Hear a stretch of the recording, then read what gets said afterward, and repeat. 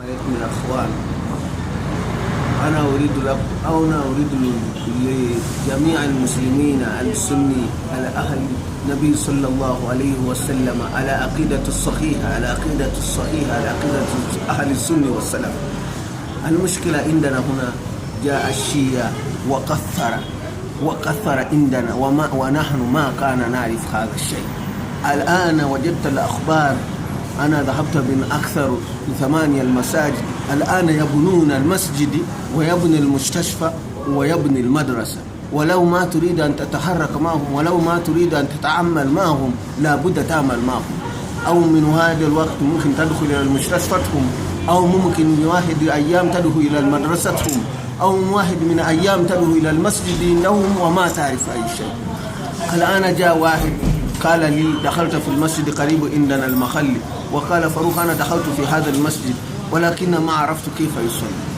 أنا شفت هذا الشيء جديد مرة وما شفته من قبل. ليش هم إيرانيون شيعيون عندنا هنا أكثر وما نعرف وما كنا نعرف. نحن سنيون نائمون ما كنا نعرف، لأن كان في عقيدة صحيحة، أنا جدنا عنده عقيدة صحيحة ما كان نعرف هذا الشيء.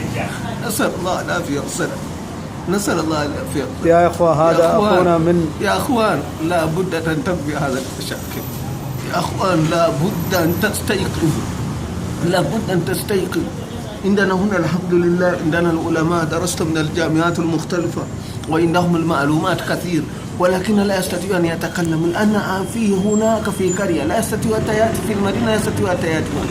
يذهب هناك شيء يعطيهم يصرف عليهم، يعطيهم البنت يزوج عليهم ويغير العقيدة. وهذا الله المستعان.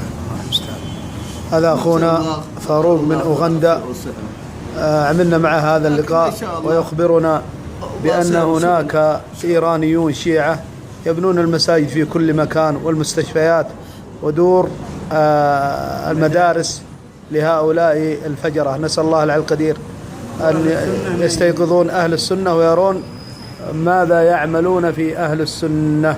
لا حول ولا قوة إلا بالله. تغيير عقائد وينتظرون الدعم. نحن ننتظر يا إخوة منكم أي واحد عنده قدرة يبني مسجد لأهل السنة. هؤلاء يرسلون الحمد لله بعد تخرج لا يفكروا كيف هؤلاء يعيشون، كيف هؤلاء يعيشون. هؤلاء يأتون من الإيران يسجلونهم كلهم